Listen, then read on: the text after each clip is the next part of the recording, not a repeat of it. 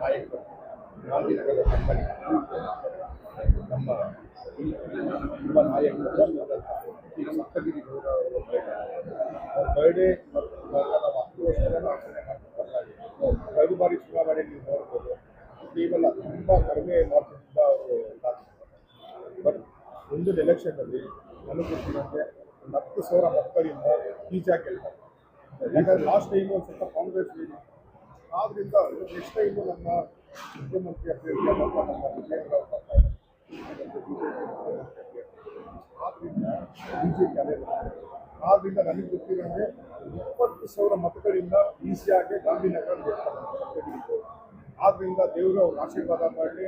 ಅವ್ರ ಹುಟ್ಟುಹಬ್ಬಕ್ಕೆ ಯಾವಾಗಲೂ ಅಷ್ಟೇ 1,000 ಜನ ಸೇರ್ತೀವಿ. ನಿಮ್ಮ ಹೆಸರು ಸರ್? ನನ್ನ ಹೆಸರು ಭಾನುಪ್ರಕಾಶ್. ಎಲ್ರಿಗೂ ನಮಸ್ಕಾರ.